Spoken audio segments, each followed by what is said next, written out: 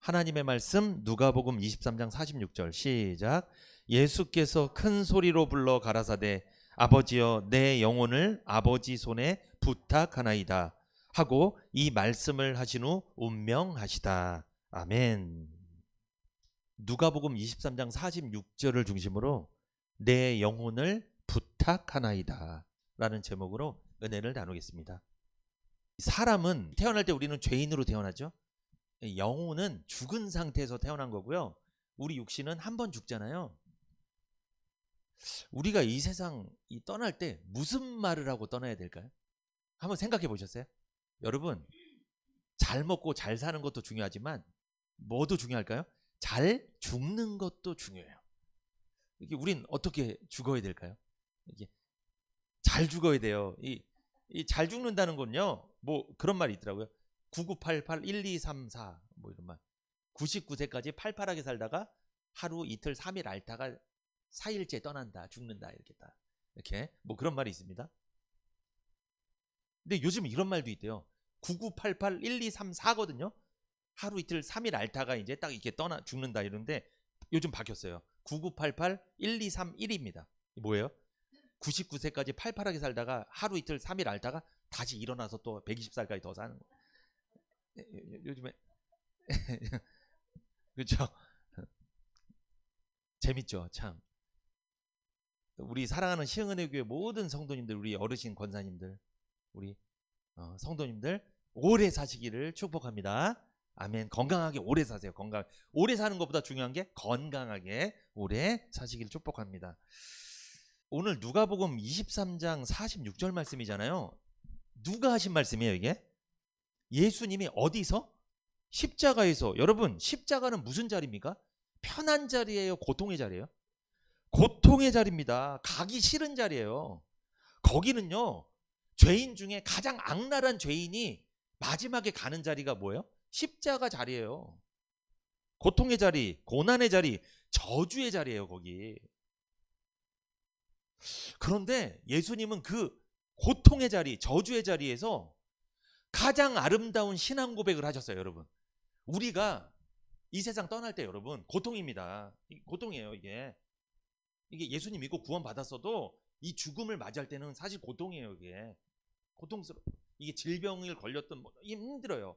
그런데 그런 고통의 순간에도 우리는 어떻게 마지막에 고백하고 떠나야 될까요? 오늘 본문이에요, 여러분. 이 본문을 그대로 하고 떠나셔야 돼요. 그러니까 여기 보니까 예수님 뭐라고 말씀하십니까? 아버지여 내 영혼을 아버지의 손에 부탁합니다. 여러분 이렇게 하셔야 돼요. 어떻게 떠나야 돼요? 우리 이 세상 떠날 때? 아버지, 누구 아버지 이게? 우리 육신 아버지 말하는 게 아니고 하나님 아버지, 내 영혼을 누구한테? 아버지께 부탁합니다. 이렇게 하고 떠나야 돼요. 이게 가장 아름다운 신앙 고백이에요. 이게 하나님이 가장 좋아하시는 신앙 고백이에요. 여러분 이 말씀이 무게가 엄청납니다. 지난주 다 이루었다, 그것만큼 무거워요, 이 말씀. 이게 오늘 오후까지 다 해도 사실은 엄청나요. 깊은 은혜가 있어요, 이 안에. 굉장히 짧은 말이에요. 한 구절입니다. 한마디예요. 근데 이게 여러분 완료형 기억나세요? 예수님이 그때 하신 그 말씀이 어디까지? 오늘날까지 효과가 계속 미치는 거예요. 이 엄청난 효과가 있어요, 지금 이게. 이 말씀은 그때 끝났지만 지금도 효과가 있는 줄 믿습니다. 제가 그 효과를 여러분과 저에게 누리게 하려고 이 설교를 하는 거예요. 그러니까 예수님께서 하신 이 선언이 우리들의 나의 선언이 되시기를 축복합니다. 내가 이 세상 떠날 때 애들아 무슨 얘기하세요? 떠날 때 아직 안 떠나셨구나. 그럼 아직은 안 되셨구나. 무슨 얘기 하실 거예요? 저기 땅이 몇 평 있다. 애들아 부모님 말씀 잘 들어. 속색이지 말고. 무슨 말 하실 거예요? 떠날 때 저 장판 들어봐라. 장판에 뭔가 있다. 장판 들어보니까 빳빳한 돈이나 말려. 이 자녀들이 장판 들어본대잖아요. 이렇게 와갖고 뭐가 숨겨놓은 거 없나. 왜냐면 떠나지만 말 안 하면 그거 나중에 뒤처리하는 사람 다 가져가거든요. 이렇게 그러지 마시고 있을 때 다 나눠주시기 바랍니다. 있을 때 다 뭐 숨겨두지 마시고. 참, 이 예수님은요 가장 절박한 상황에서, 죽음의 상황에서 가장 아름다운 하나님 기뻐하시는 신앙 고백을 하셨다. 기억나십니까? 요한복음 19장 30절에 다 이루었다 이렇게 테텔레스타이 기억나시죠? 그런데 이 복음서 보면요, 예수님이 십자가에서 마지막 떠나시는 장면이 다 기록되어 있는데 요한복음에는 19장 30절엔 다 이루었다고 운명하셨거든요. 근데 누가복음에는요 어떻게 기록되어 있냐면 이렇게 기록되어 있어요. 여기는 다 이루었다가 아니라 여기는 어떻게? 아버지여 내 영혼을 아버지 손에 부탁합니다 하고 운명하셨어요. 그러니까 이 성경을 기록한 저자가 다르잖아요. 그들이 예수님 하신 말씀을 각자 시각에서 기록한 거예요. 그러니까 다 이루었다도 하셨고 아버지여 내 영혼을 아버지 손에 부탁합니다 요거 말씀도 하신 거예요. 그런데 누가는 요거를 기록했고 요한은 다 이루었다를 기록한 거예요. 이렇게 둘 다 하신 말씀이에요. 다. 근데 저는 오늘 이 누가가 기록한 이 말씀을 설교를 하려고 하는 겁니다. 이 예수님께서 다 이루었죠. 뭘 다 이루신 거예요? 이 테텔레스타이는 완성했다는 의미가 되죠. 완결, 완성, 그리고 승리했다. 예수님은 하나님으로부터 사명을 받았습니다. 어떤 사명? 죄인들을 구원하는 사명. 죄인들의 죄를 속죄해 주시는, 깨끗하게 해주시는 사명. 누구 피로? 자기의 피로 속죄해 주시는 사명을 다 뭐했다? 이루었다. 완성했다는 거예요. 완결. 그래서 너희들이 구원에 대해서 할 게 있다 없다? 없다. 구원받을 때 필요한 게 너희들한테는 없어. 내가 다 해줄 거야. 테텔레스타이 기억나세요? 그분에 의해 이루어졌다. 하나님에 의해 이루어졌다. 하나님께서 이루셨다. 너희들이 할 게 없다는 거예요. 은혜로 구원받는 게 맞아요. 그러니까 우리는 믿기만 하면 됩니다. 예수님이 다 이루었다 하신 이 선언을 누구 걸로? 내 선언, 나를 위해 선언하신 걸로 믿는다면 그 사람은 구원이 완성되는 거예요. 구원받는 거예요. 그 사람이. 그죠? 승리자가 되는 겁니다. 오늘은요, 내 영혼을 아버지께 부탁하나이다. 이것은 예수님의 고백에서 머물러서는 안 됩니다. 이게 누구의 고백이어야 돼요? 나의 고백, 우리 부모님들의 고백. 이 적용하실 분 있을지 모르겠어요. 이 세상 만약에 떠나게 된다면 어떻게? 마지막에 내 영혼을 아버지께 맡깁니다.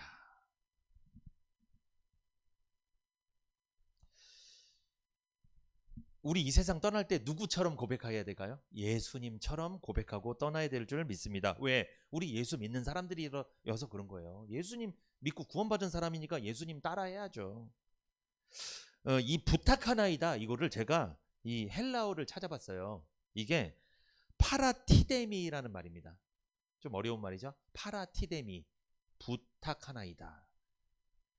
무슨 뜻이냐면 저 이것 좀 해주세요 이 수준이 아니고요.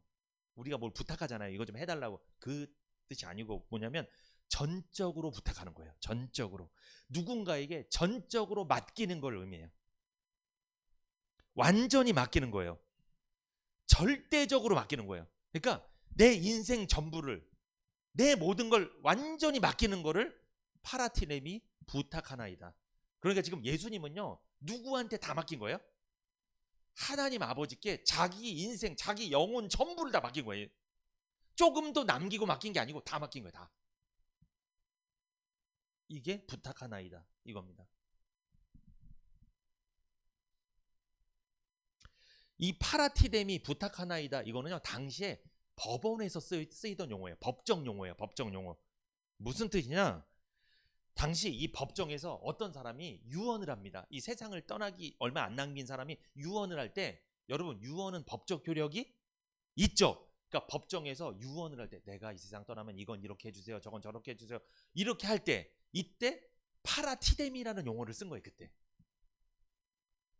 전적으로 맡기는 거예요. 그러니까 이 유언을 완벽하게 실행해야 되는 거예요. 파라티뎀이. 유언을 신뢰할 만한 사람에게 맡길 때 사용하던 이 단어가 파라티뎀입니다. 그러니까 내가 인생 떠나기 전에, 세상 떠나기 전에 내가 가장 믿는 사람을 불러와. 그래서 그 사람 불러다가 법원에서 공증하는 것처럼 그 사람한테 내 유언을 그대로 하는 거예요. 이게 뭐라고요? 부탁하나이다. 파라티뎀이에요. 그러면 여러분 이 부탁하는 건 신뢰가 적당히 있는 사람한테 하는 거예요? 완벽한 신뢰가 있는 사람한테 하는 거예요? 완벽한 신뢰. 조금이라도 나를 배신할 가능성이 없는 사람한테 하는 거예요. 완벽한 신뢰가 있는 분한테 내 영혼을 부탁하나이다. 내 유언을 부탁합니다. 파라티레미 이렇게 하는 거예요. 여러분, 우리가 완벽하게 배신 안 당하는 분 누구예요? 어떤 분 남편이요. 그래. 남편 배신당해요. 남편도 사실. 어떤 분 아내요. 아내 배신당합니다. 다 배신당해요. 자녀요? 키워보세요 한번. 우리 자녀들이 있구나. 저기 들으면 안 돼요. 우리 자녀들이 배신한다는 게 아니라 여러분, 사람은요 결국 뭐가 틀리면, 수 틀리면 변하는 거예요. 사람은 변해요. 사람은 여러분. 누구는 안 변해요? 하나님은 일정하십니다. 그래서 내 영혼을 맡길 수 있는 분이에요. 여러분, 영혼 하나님께 맡기시기 바랍니다. 하나님께 부탁하세요. 내 영혼을. 내 영혼 누구한테 부탁할 거예요? 내 영혼을 누구한테 부탁하실 거예요? 가장 믿을 수 있는 분, 절대로 배신 안 할 분, 누구? 하나님 아버지. 하나님 아버지께 부탁하셔야 됩니다. 그런데 여러분, 오늘 누가복음 23장 46절을 보니까 아버지의 어디에 부탁한대요? 손에. 손. 이게 발도 아니고요, 팔도 아니고 어디? 손이라고 나옵니다. 여러분, 이 손은요 무슨 의미가 있냐면, 이 손, 이것은요 권위를 의미합니다. 권위, 권세. 손, 권위, 권세. 그리고 돌봐주고 보호해준다는 의미가 있어요. 이 손은. 그리고 이 손은요 심판한다는 뜻도 있어요. 이런 뜻이 같이 갖고 있어요. 근데 여기서 내가 아버지 손에 부탁한다는 건 심판의 의미일까요? 아니면 보호해주고 돌보는 의미일까요? 이건 보호하고 돌보는 의미가 사용된 거예요. 여기서는. 그러니까 지금 예수님은 심판하시는 손에 나를 맡깁니다 이렇게 한 게 아니에요. 어떤 손? 나를 돌봐주시고 보호해주시는 그 하나님 아버지의 따뜻한 손에 내 영혼을 맡깁니다 이렇게 말씀하신 거예요. 지금 맡긴 거예요. 그러면 예수님은 지금 누구를 신뢰하고 있는 거예요? 하나님을 신뢰한 거예요. 여러분, 신뢰하는 사람한테 맡기는 거라니까요. 여러분, 이 세상 떠날 때 여러분이 갖고 있는 가장 소중한 거 누구한테 맡기실 거예요? 내가 가장 믿는 사람에게. 그 사람한테 맡기고 가는 거 아니겠어요?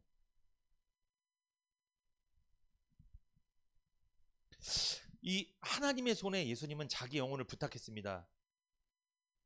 그러니까 예수님은 살아 계셨을 때도 하나님의 보호 아래 사셨는데, 죽어서도 어떻게? 이 세상을 떠나서도 누구 보호 아래? 하나님의 보호 아래 있기를 원하셨다는 거예요. 그리고 하나님의 보호 아래 결국 예수님은 어떻게 하실 거예요? 죽었다가 살아나실 거예요. 부활하실 거예요. 그것도 믿는 거예요. 주님이. 여러분, 하나님 보호 아래 있으면 죽어도 살게 될 줄 믿습니다. 나를 믿는 자는 죽어도 살겠고, 살아서 나를 믿는 자는 영원히 죽지 아니하리라. 결국 예수 믿는 자는 영원히 안 죽어요. 영원히 사는 거예요. 믿으시기 바랍니다. 예수님이, 근데 놀랍죠? 예수님 누구세요? 예수님 누구세요? 사실 예수님이 하나님이에요. 예수님은 사실 누구한테 부탁할 필요도 없는 분이에요. 자기가 하나님이라니까요. 그런데 지금 뭐 하고 계신 거예요? 아버지의 손에 내 영혼을 뭐합니다? 부탁합니다. 왜 이렇게 하셨을까요? 이런 말 할 필요도 사실 없는 분인데 왜 이렇게 하신 거예요? 누구 보고 하라는 거예요? 우리 보고. 이게 모형이에요. 예수님이 우리한테 이렇게 하라는 거예요. 그래서 보여준 거예요. 자기가. 믿습니까? 우리가 이렇게 마지막 떠날 때 이렇게 하셔야 돼요. 이렇게. 내 영혼을 아버지께 부탁합니다. 아버지의 손에 부탁합니다. 내가 이 세상에서 가장 신뢰했던 분은 누구라는 고백이요? 누구였다? 결국 누구다? 하나님이셨습니다. 이 고백이에요. 이거 하나님 너무 기뻐하는 고백이에요. 아, 너는 나를 가장 믿었구나. 가장 신뢰했구나. 그래서 영혼을 맡기는 거예요. 여러분, 우리가 갖고 있는 것 중에 가장 소중한 게 뭐예요? 돈입니까? 뭐예요? 영혼이에요. 내 영혼이에요. 내 영혼. 내 영혼이 은총 입어 중한 재짐 벗고 보니. 내 영혼이 제일 중요해. 이 몸뚱아리가 중요한 게 아니에요. 여러분, 영혼이 중요한 거예요. 이 영혼을 맡길 정도면 얼마나 믿는 분이냐는 거예요. 그분한테 내 영혼을. 예수님은 하나님을 잘 믿었던 분이에요. 그러니까 잘 믿을 정도가 아니라 완전하게 신뢰했다. 완전히 완벽하게 신뢰했다. 모든 걸 맡겼다. 예수님은 죽음 앞에서 이 단어를 선택했습니다. 부탁하나이다. 부탁하나이다. 아버지여, 내 영혼을 전적으로 맡깁니다. 한번 우리 다 같이 한번 따라해 볼까요? 아버지, 제 영혼을 전적으로 맡깁니다. 시작. 아버지, 제 영혼을 전적으로 맡깁니다. 이 말을 하고 우리는 세상을 떠나야 돼요. 이것은요, 하나님 아버지를 향한 절대적인 신뢰의 표현이에요. 절대적인 신뢰의 표현. 예수님의 존재 있죠. 예수님은 자신의 존재를 하나님 앞에 완전히 내어 맡긴 거예요. 완전히 내어 맡. 조금도 남기지 않았어요. 다 맡긴 거예요. 다. 여러분 다 맡기시기 바랍니다. 다 맡기세요. 그래야지 행복해요. 평안해요. 그러면요, 여러분, 예수님은 하나님에 대한 확신이 있었을까요? 없었을까요? 있었어요. 확신이 있는 분이요. 여러분, 확신 있어야 될까요? 없어야 될까요? 확신 있어야 돼요. 성도가 뭘까요? 성도가 교회 다니는 사람이에요? 아니에요. 그건 교인이라고 하고요. 성도는요, 확신하며 사는 사람이에요. 성도가 뭐라고요? 확신하며 사는 사람이에요. 이 확신이란 말, 똑같은 말이 뭐냐면 믿음이란 말이에요. 확신, 믿음, 신앙 같은 말이에요. 이게 다 같은 말이에요. 나 신앙 있어. 이게 무슨 뜻이죠? 나 그냥 교회 다녀. 이게 아니에요. 나 신앙 있어. 뭡니까? 나 믿음이 있어. 나 지금 죽어도 천국 갈 수 있는 믿음이 있어. 그리고 나 구원 받았어. 나 구원의 확신이 있어. 나 영생의 확신, 천국의 확신도 있어. 이게 확신이에요. 성도는요, 확신이 있어야 돼요. 확신하며 살아야 돼요. 그래야지 이 고백이 나중에 나와요. 내가 확신하고 있어야 마지막에 이게 나온다니까요. 아버지요, 내 영혼을 아버지께 맡깁니다. 이게 나오는 거예요. 이게. 근데 확신이 없으면 이 고백이 나오기가 어렵죠. 사람은요, 누구나 확신하며 삽니다. 가정도 확신이 있어야 돼요. 그래야 평안합니다. 관계도 확신이 있어야 돼요. 그래야 지속되는 거예요. 내가 어떤 사람이랑 관계가 있는데 저 사람이 신뢰가 있어야 지속이 되는 거지. 저 사람 믿지 못하겠어. 맨날 보면은 맨날 약속 어기고 그러면 지속된다, 끊긴다? 끊기는 거예요. 그러면 그건. 여러분이 확신이 있어야 돼요. 그래야 가정이 평안하고 관계도 지속되고 확신이 있어야 신앙도 행복합니다. 행복해. 지금 예수님은요, 고통 중에 더 뭐 하신 거예요? 확신한 거예요. 더. 여러분 보통 고통 있으면 확신이 돼요? 짜증만 나요? 사실은? 솔직히 짜증나고 힘들고 무슨 확신이에요? 믿음이 더 약해져요. 사실은 보통. 근데 예수님은 고통 중에 믿음이 더 강해지는 거예요. 강해지는. 더 확신을 붙잡은 거예요. 왜 그렇게 하셨을까요? 우리 보고 이렇게 살으라고 보여주신 거예요. 우리가 어떤 모습으로 신앙생활을 해야 되는지 미리 알려주신 거예요. 예수님은 이 세상 태어나셨을 때부터 자랄 때도 항상 하나님을 확신했습니다. 완벽하게 확신하셨어요. 하나님 의심하지 않았어요. 예수님은. 그런데 떠날 때도, 세상 떠날 때 그 확신이 더 강렬해졌다는 거예요. 더 강해졌다는 거예요. 우리는요, 교회 다닐 때, 구원받을 때는 확신이 큽니다. 확신이 최고조에 이릅니다. 근데 점점 어떻게 돼요? 점점 떨어지는 경향이 있어요. 없어지진 않아요. 구원은 취소되진 않습니다. 그러나 이 확신이 떨어지니까 이 신앙생활에 세상 말로 매가리가 없는 거예요. 힘이 없어요. 힘이. 그게 여러분 확신의 문제예요. 확신의 문제. 아, 나 진짜 구원받았어. 나 하나님 만났어. 이게 강렬해야 돼요. 그래야지 신앙생활에 힘이 있어요. 힘이 딱 있는 거예요. 근데 그때는 20년 전에 구원받은 건 맞는데 요즘엔 긴가민가 한 것 같기도 하고 이러면요, 이 힘이 없어요. 신앙생활이. 근데 천국 가는 건 맞아요. 근데 힘없이 생활하다가 이제 천국 가는 거죠. 저는요, 오늘 이 예수님의 운명하시기 전에 하신 이 말씀을 통해 세 가지 확신을 좀 소개해 드리려고 합니다. 여러분에게 세 가지만. 예수님은 죽음의 순간에 이렇게 외치셨죠. 선언하셨죠. 내 영혼을 아버지께 부탁합니다. 이것은요, 죽음의 순간뿐만 아니라 우리가 삶을 살아가는 순간에도 이런 고백이 필요하다, 안 필요하다? 필요합니다. 죽는 순간뿐만 아니라 우리가 삶을 살 때 죽을 것 같은 어려움이 왔을 때, 진짜 내 숨이 턱턱 막히고 내 인생이 정말 낭떠러지에 있는 것 같을 때, 이 도대체 이 문제 어떻게 해결해야 돼? 이거 나는 도저히 못할 것 같은데? 이럴 때도 어떻게 하셔야 돼요? 아버지요, 내 영혼을 아버지께 부탁합니다. 이 고백을 하셔야 돼요, 여러분. 이런 확신이 있어야 돼요. 믿음이 있어야 돼요. 예수님은요, 자신의 영혼을 아버지께 부탁했죠. 전적으로 맡겼죠. 맡길 수 있었던 이유를 세 가지를 살펴보겠습니다. 왜 맡길 수 있었을까? 첫 번째, 같이 읽어볼까요? 시작. 하나님을 아버지로 확신했기 때문입니다. 하나님을 어떻게 확신했어요? 아버지로 믿었기 때문이에요. 하나님을. 여러분, 하나님 여러분에게 어떤 분이에요? 아버지라고 나와야 돼요. 아버지. 하나님 아버지다. 우리 육신의 아버지가 아니라 어떤? 우리 영혼의 아버지다. 예수님은 하나님을 어떻게 인식하고 있는 거예요? 아버지. 이렇게 인식한 거예요. 아버지. 근데 어떤 사람들은요, 교회 다니면서 하나님을 주인으로 인식해요. 주인. 그럼 하나님이 주인이면 난 뭐라는 거예요? 종. 이게 종의 신앙이에요. 이게 잘못된 거예요.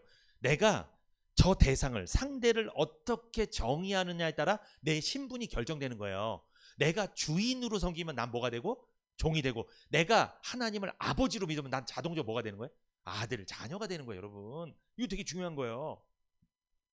그럼 예수님은 지금 뭐라고 고백하는 거예요? 아버지여, 내 영혼을 부탁합니다. 이건 무슨 뜻이죠? 나는 하나님의 뭡니다? 아들입니다. 이거를 그냥 고백을 하신 거예요. 그러니까. 그러면 여러분, 하나님을 아버지라 부를 수 있는 사람 누가 부르겠어요? 당연히 뭘 받은 사람? 구원받은 사람, 죄사함 받고 하나님 자녀 된 사람이 아버지라고 부를 수 있죠. 이 하나님을 아버지로 확신했다는 것은 관계의 확신입니다. 관계의 확신. 정체성의 확신입니다. 관계의 확신. 아버지 하나님과 나는 무슨 관계다? 부자지간 관계가 확인이 된 거예요. 그래서 아버지여라고 부른 거예요. 아버지여. 근데 만약에 확인이 안 되잖아요. 어떻게 부르는지 아세요? 하나님이여 이렇게 불렀을 거예요. 그러면 주님도, 예수님도 하나님이여 이렇게 불러. 지금 잘 보셔야 돼요. 성경을. 뭐라고 기록돼 있어요? 하나님이여 그럽니까? 아버지여 그럽니까? 아버지여. 이게 달라요. 여러분, 구원 못 받은 사람, 아직 구원이 임하지 않은 사람, 하나님이여 이럴 수 있어요. 왜? 내가 아들인지 안 믿어지니까. 아버지라고 부를 수가 없는 거예요. 이게 하나님이여가 아니에요. 잘 보세요. 오늘 본문 누가복음 23장 46절 어떻게 돼 있어요? 아버지여. 이랬어요. 아버지여. 이런 걸 잘 보셔야 돼요. 아, 아버지라고 기록됐네. 아, 관계구나. 관계. 관계를 알려주려고 한 거구나. 아, 그 관계를 통해서 나는 하나님의 아들이란 정체성이 드러나는구나. 그러니까 내가 아들이라고 말 안 해도 내가 하나님한테 뭐라고 하면 아들이 되는 거예요? 아버지라고 부르면 이미 나는 자동으로 아들이라고 인식이 되는 거예요. 이게 중요하다는 거죠, 여러분. 예수님의 첫 말은 아버지였어요. 아버지요. 아버지요. 예수님에게 하나님 어떤 분이셨어요? 아버지셨습니다. 이 아버지라는 호칭이 있죠. 이것은 예수님과 하나님 사이의 관계를 규정하는 거죠. 예수님은 하나님의 아들이라는 뜻이에요. 십자가의 고통 속에서 예수님은 하나님을 부를 때 뭐라고 했어요? 아버지요. 여러분 만약에 아버지가, 내 육신의 아버지 말하는 거예요? 육신의 아버지가 나한테 막 모질게 했어. 나 힘들게 했어. 그러면 뭐라고 해요? 야라고 합니까, 여러분? 너 막 이래요? 그래도 뭐라고 불러야 돼요? 아버지요 불러야 되잖아요. 관계 때문에 그렇잖아요. 관계 때문에.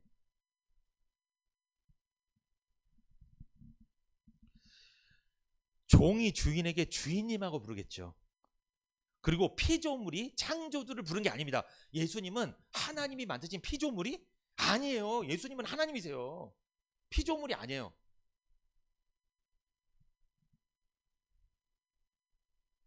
그리고 예수님은 종이 아닙니다. 하나님의 종, 하나님을 주인이시여 이렇게 부른 게 아니에요. 어떻게 불렀다? 아버지요.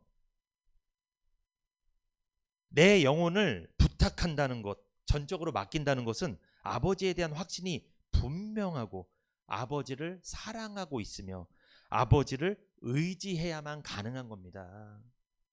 여러분, 하나님 사랑하세요? 하나님 사랑하고 있습니까? 나는 하나님 사랑해. 내가 제일 사랑하는 분이 누구야? 하나님이야. 그 하나님 나의 아버지야. 나는 하나님께 사랑받았기 때문에 나는 그분을 사랑해. 그리고 나는 그분을 의지해. 그분은 나의 누구니까? 아버지니까. 나의 아버지니까. 내 영혼을 부탁해도 괜찮은 분이야. 맡겨도 괜찮은 분이야. 왜? 내 아버지니까. 아버지여 내 영혼을 아버지 손에 부탁하나이다. 이것은 아들이니까 할 수 있는 고백이라는 거죠.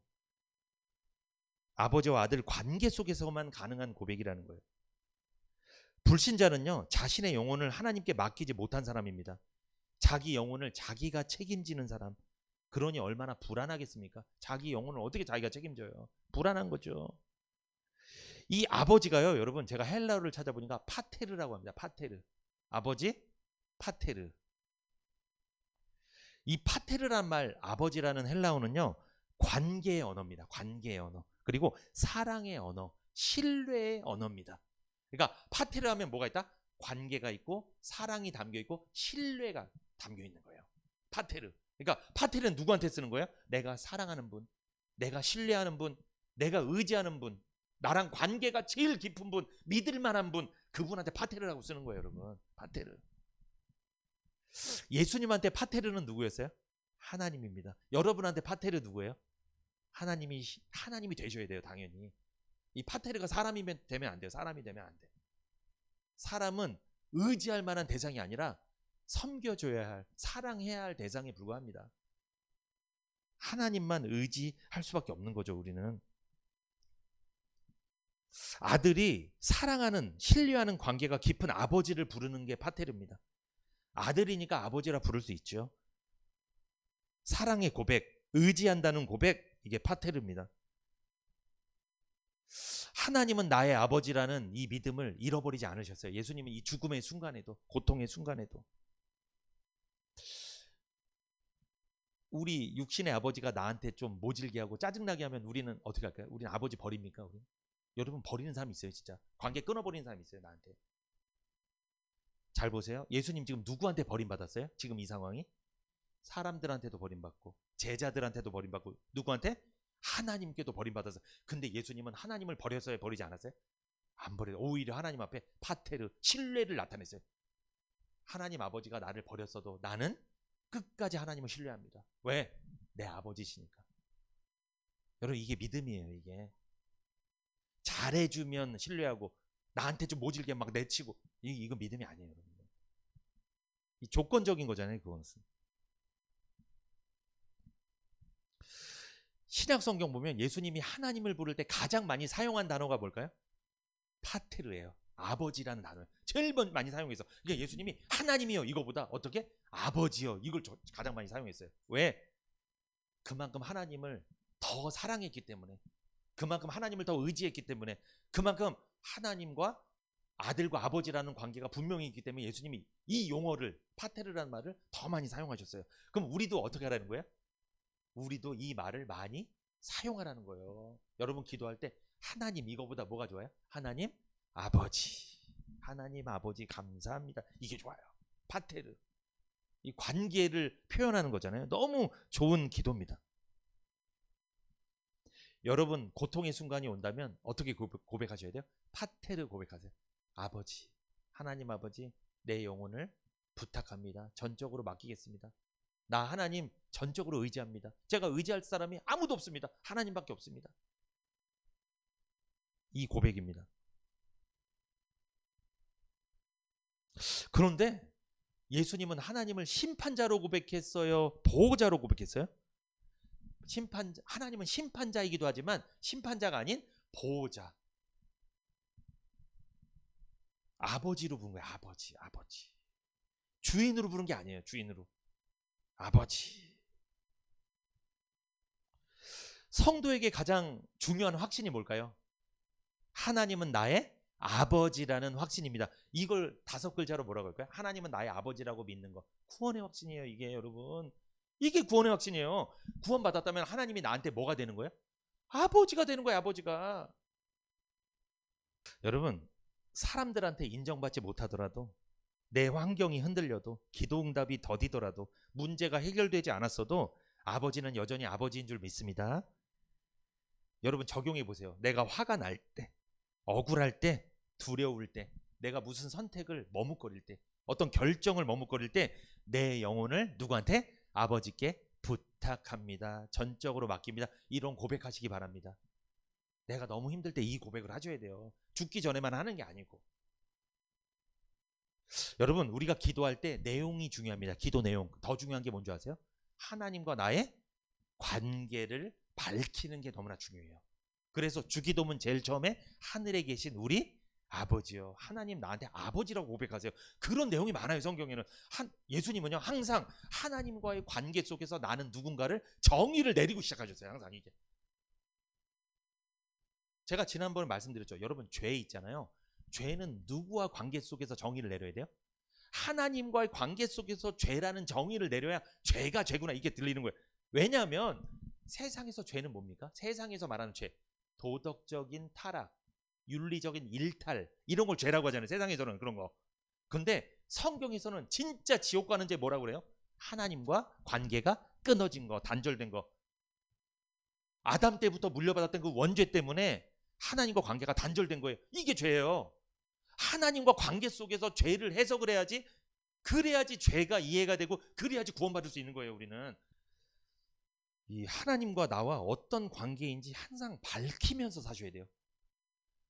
기도할 때도 하나님과 나와 부자지간 관계를 밝히시고. 여러분, 예배는 무슨 시간이에요? 예배는 하나님은 아버지 되시고 나는 아들이란 사실을 여기서 재확인하는 시간이에요. 예배가 뭐를 통해서? 말씀을 통해서 재확인하는 거예요. 그래서 말씀을 들으면 나는 누구다? 하나님의 아들이다. 그러니 나는 하나님을 뭐로 불러야 된다? 파테르, 아버지라 부르는 게 마땅하구나. 이거 확인하는 시간이에요. 여러분, 이 시간이 되게 중요한 시간입니다. 여러분, 여러분 지금 누구 집에 오셨어요? 여기에 누구 집이에요? 아버지 집이에요. 아버지 집에 오신 거예요. 여러분, 어떤 분이에요? 목사님 집, 제 집 저기 있어요. 앞에 딴 데 있는데 왜 제 집이라고? 저 여기 집 아니에요. 저 집에 있습니다. 저 따로. 좋은 집은 아닌데 거기서 전 살아요. 그냥 여기 제 집 아니에요. 저 잠깐 여기서 일하는 거죠. 사역을 하는 거죠. 여기 누구 집이에요? 아버지 집이에요. 아버지 집. 그러니까 우리 형제자매 모두 다 와서 누릴 수 있는 거예요. 여러분, 여기 뭐 목사님만 누리고 그거 아닙니다. 여러분, 그거 아니에요.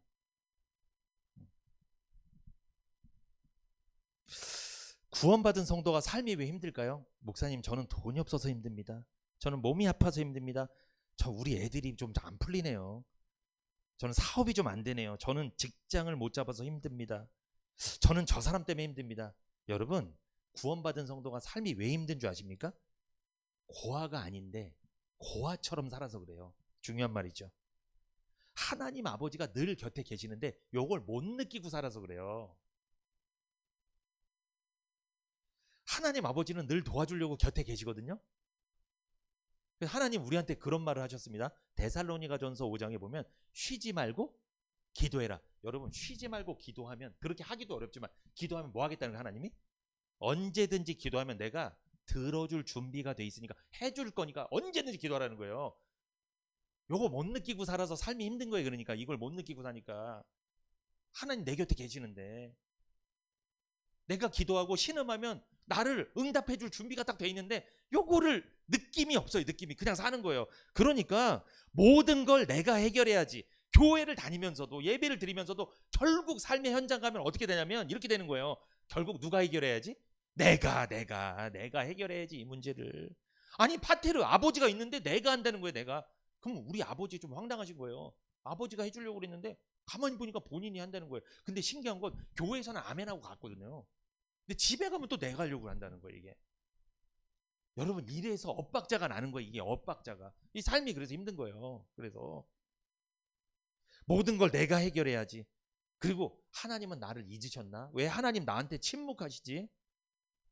안 되겠다. 하나님 가만히 계시니까 내가 살아남기 위해선 내가 노력해야지. 내가 해야지. 여러분, 우리가 사실 이렇게 사는 거 아니에요? 삶을? 거기서 파테르는 실종됩니다. 아버지가 실종되는 거야. 내 머릿속에 개념이. 아버지가 실종되니까 내가 아들이라는 확신이 좀 실종이 되는 거예요. 그게. 그러다가 교회 오니까 또 이게 다시 되살아나는 거죠. 아, 하나님 아버지시구나. 난 아들이구나. 그러니까 이런 말씀도 안 들으면 어떻게 되는 거예요? 우리는 그냥 세상에 나가면 아버지가 있는데 뭐처럼 사는 거예요? 그냥 고아처럼. 여러분, 지금 예수 안 믿는 불신자들은 뭐예요? 지금 사실 영적으로 뭐예요? 고아예요. 고아. 아버지가 그들을 영혼을 창조했는데 아버지의 사랑을 모르고 사는 거예요. 이게 진노의 자녀라고 그랬잖아요. 아버지를 몰라요 지금. 근데 아버지를 만났어. 구원받았어. 근데 아버지 못 만난 사람처럼 산다니까요. 밖에서. 이게 문제라는 거죠.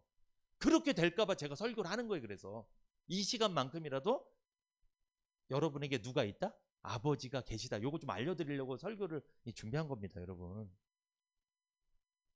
하나님 아버지가 늘 곁에 함께 계심이 믿어진다면 어떤 고백이 나올까요? 내가 할 거야 이게 아니겠죠? 아버지께서 책임지실 거야. 아버지가 늘 내 곁에 계셔. 아버지는 나를 버리지 않으셔. 왜? 난 아들이니까. 아들 버리는 아버지 없지. 이렇게 믿고 사셔야 돼요, 여러분. 조금은요 좀 뻔뻔하게 사세요. 조금은 좀 뻔뻔하게. 좀 죄를 짓더라도 어떻게? 뻔뻔하게 사세요. 뻔뻔하게. 보니까 오늘도 뻔뻔하게 교회 오신 것 같은데. 저도 사실 뻔뻔하게 온 거예요. 저라고 뭐 목사님이라고 죄 안 짓겠습니까? 생각으로 행동으로 말로 얼마나 상처를 입히고 저도 얼마나 실수를 많이 하면서 살겠어요. 그래도 뻔뻔하게 이렇게 말씀 전하고 있잖아요. 왜? 파테르니까. 아버지니까.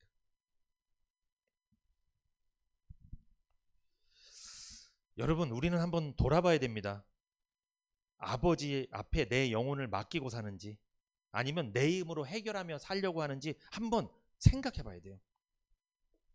우리 신앙생활에 위기가 오는 게 뭔지 아십니까? 문제 때문이 아니에요. 무슨 돈 문제, 뭐 질병 문제 이것 때문에 신앙의 위기가 오는 게 아니고 문제가 있는데 아버지를 잃어버릴 때 아버지가 그 문제 해결해 줄 건데 요걸 잊어버렸을 때 그때 우리한테 이게 심각한 문제라는 거죠. 그게 그럴까 봐 예배를 드리라고 하는 거예요. 아버지 잊어버리지 말라고. 여러분 우리 고아예요? 아니에요? 고아 아닙니다. 우리 영적으로 고아 아니에요. 우리 아버지 있어요. 누군가 아버지 없다고 자꾸 얘기하면 얘기하세요. 우리 아버지 있다고. 아버지 어디 계시냐 그러면 뭐라고 얘기하실 거예요? 아버지? 하늘에도 계시고 여기도 계시고 내 곁에도 교회에도 계시고 집에도 계시고 우리 아버지는 어디 어느 곳에나 내 곁에 계신다고 이렇게 말씀해 주시기 바랍니다. 자, 마태복음 3장 13절에서 17절 같이 읽어봅니다. 시작. 이때 예수께서 갈릴리로서 요단강에 이르러 요한에게 세례를 받으려 하신대 요한이 밀려 가로되 내가 당신에게 세례를 받아야 할 터인데 당신이 내게로 오시나이까. 예수께서 대답하여 가라사대 이제 허락하라. 우리가 이와 같이 하여 모든 의를 이루는 것이 합당하니라 하신대 이에 요한이 허락하는지라. 예수께서 세례를 받으시고 곧 물에서 올라오실새 하늘이 열리고 하나님의 성령이 비둘기같이 내려 자기 위에 임하심을 보시더니 하늘로서 소리가 있어 말씀하시되 이는 내 사랑하는 아들이요 내 기뻐하는 자라 하시니라. 아멘.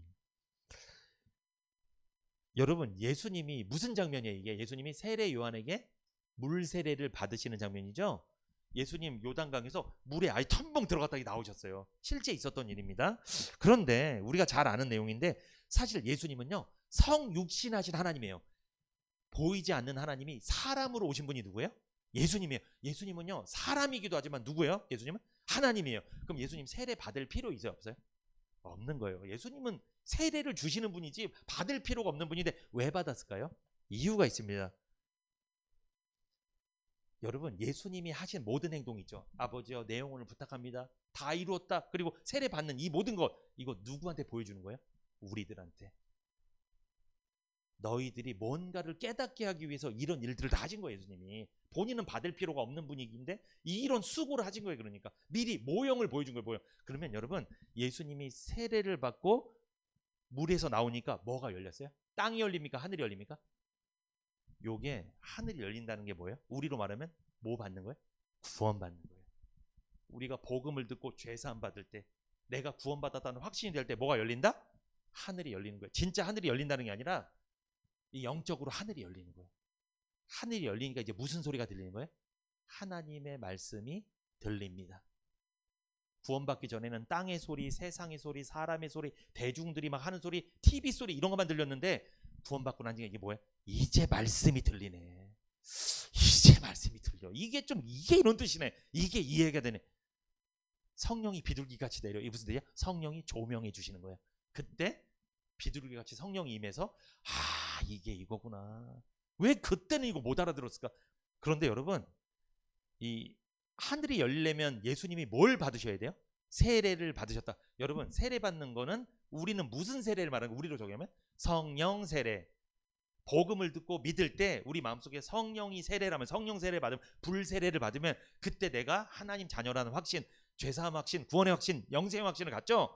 그때 하늘이 열리고 하나님의 소리가 이해가 되고 깨달아지고 내 말씀으로 믿어지고 이런 놀라운 역사가 일어난다는 거예요. 그런데 여러분 어디에서 소리가 났다고 나옵니까? 어디에서? 우리가 구원받을 때 어디에서 소리가 나는 거예요? 하늘에서. 여러분 구원 상담하거나 말씀 전할 때 땅의 말씀을 갖고 해요? 하나님 말씀으로 해요? 하나님 말씀 어디서 온 겁니까? 저리로서 하늘에서 온 말씀이에요. 땅에 있는 사람이 전하지만 하늘에서 온 말씀을 전하기 때문에 이건 하늘의 소리예요. 이게 믿어지면 그때 하늘 문이 열리는 거예요. 그 사람은. 이것을 모형으로 예수님이 지금 보여주신 거라는 거죠. 우리가 구원받는 모형을 이렇게 자세하게 보여주신 거예요. 그런데 여러분, 이 하늘의 소리가 있어. 땅에서 나는 소리가 아닙니다. 세상 소리도 아니고 내 생각에서 나는 소리도 아니에요. 그러니까 이거 조심하셔야 돼요. 내 생각에서 나는 소리가 있어요. 내가 말씀을 딱 들었을 때 이거 내 생각엔 이건데 요거는 땅에서 나는 소리예요. 하늘의 소리를 전했어. 하나님의 말씀을 전했어. 근데 내 생각에는 이거 아닌 것 같은데 요건 땅의 소리가 들어간 거예요. 머릿속에. 이 사람은요 은혜를 받기 좀 어렵고 구원도 오래 걸려요. 이러면 내 생각의 소리에 사로잡혀 있어요. 그러니까 내가 생각하는 어떤 틀이 있는 거예요. 이게 딱 하나님 말씀이 그 틀 안에 딱 들어오면 그때는 은혜를 받아요. 근데 거기 벗어나는 말씀을 딱 하잖아요. 그러면 아닌데 이렇게 되는 거예요. 여러분 내 틀에 들어가든 벗어나든 어디에서 나는 소리예요? 하늘의 소리예요. 이건 내가 받아들여야 되는 거예요. 근데 그걸 내가 제한을 건다니까요. 이게 자가 면역질환 같이 자기 몸에서 억제라는 거예요. 그거를 자기가 자기를 힘들게 하는 거예요. 자꾸 내가 생각해 그건 아닌 것 같은데 이건 아닌 것 같은데 아닌 것 자꾸만 자기가 그래요. 이러면 엄청 힘들어요. 이게 힘든 거예요. 이게 깨져야 돼요. 이게 내 생각에서 울려 퍼지는 소리가 깨질 때 구원을 받는 거예요. 그때 여러분 아브라함이요 100세 때 자기 부인은 90세고 잘 보세요. 부인은 아기를 낳아요. 불가능해요. 사실은 생리적으로 과학적으로 불가능해요. 생리가 끊겼어요.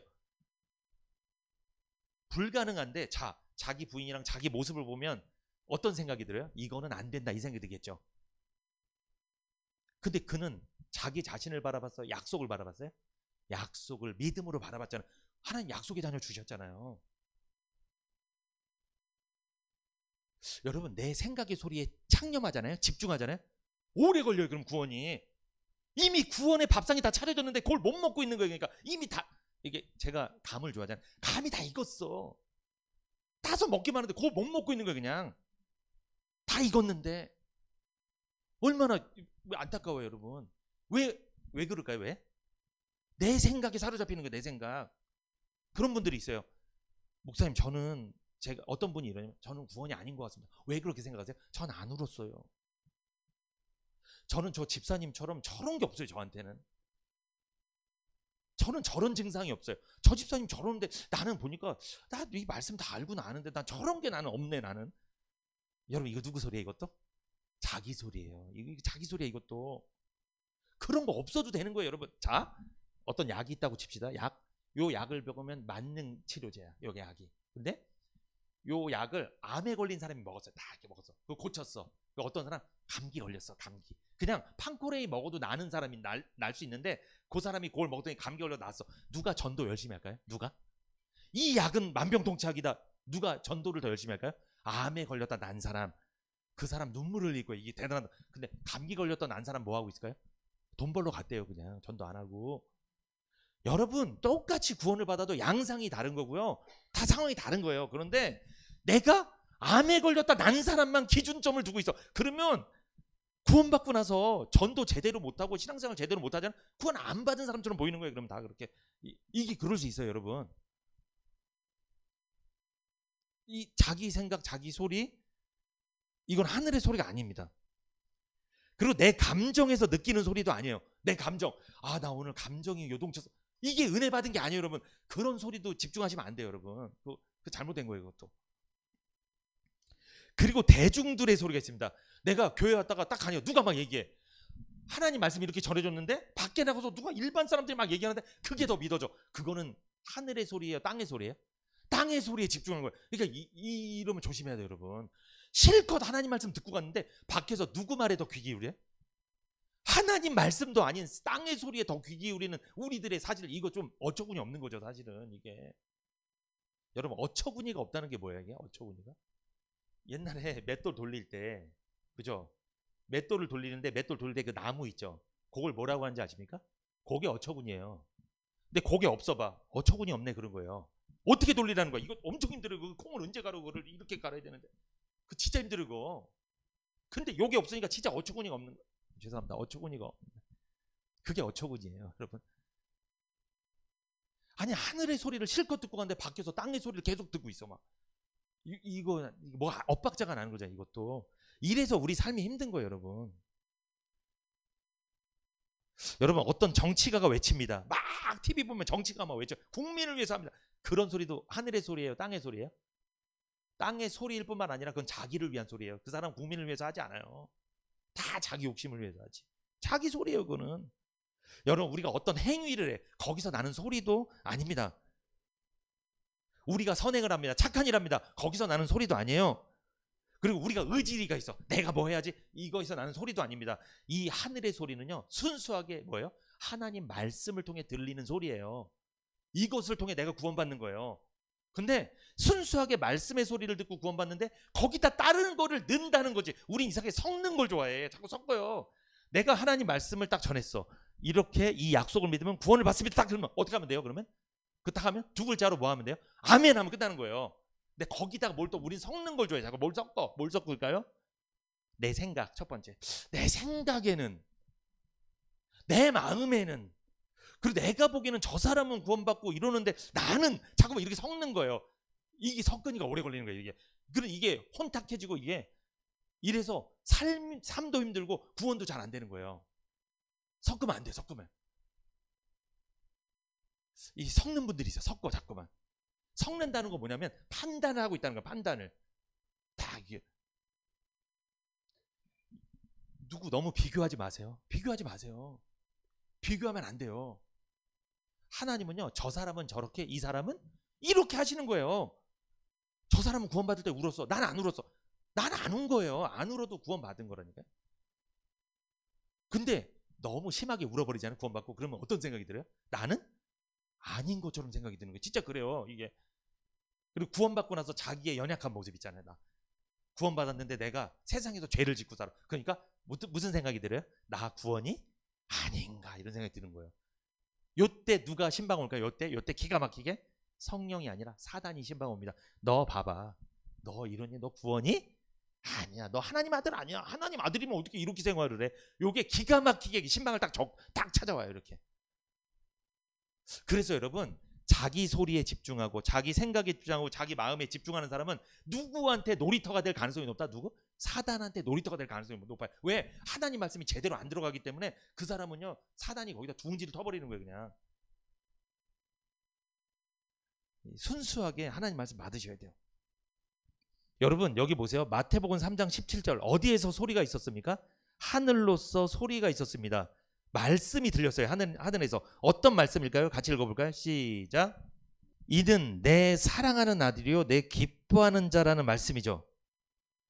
여러분 그러면 하나님은요 지금 예수님한테 뭘 확인시켜 준 거예요? 지금 이 말씀 보니까 예수님의 신분을 확인시켜 준 거예요. 신분. 그러니까 예수님은 누구라는 거예요? 예수님 정체성? 하나님의 아들이고 기뻐하는 자.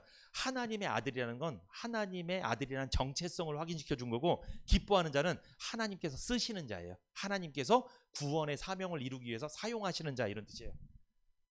하나님은요 말씀을 통해 예수님의 신분을 확인시켜 준 거예요. 여러분 우리도 신분을 언제 확인받아요? 우리 예배 때, 뭐 받을 때? 말씀 받을 때. 내 신분 정체성을 확인받는 거예요. 말씀 받을 때 나 하나님의 자녀구나, 나 의인이구나, 나 구원받은 사람이구나, 나 지금 죽어도 천국 가겠구나, 이렇게 확인받는 거예요.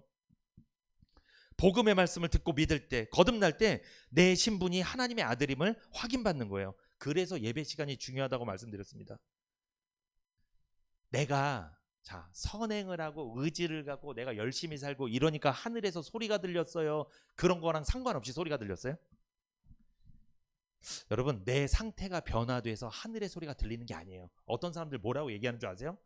내가 앞으로 착한 일 좀 많이 해야 되겠어. 내가 못되게 사는 것 같아. 그래서 하나님이 하나님 말씀을 내가 잘 이게 이해가 안 되나? 아니면 그거 아니에요. 내 상태가 변화된다고 하늘에서 소리가 울리는 게 아니에요. 여러분 세례 받을 때 하늘에서 소리가 났습니다. 무슨 세례? 구원 받을 때. 여러분 복음 들으셔야 돼요. 그래서 복음 듣고 구원의 경험을 해야 돼요.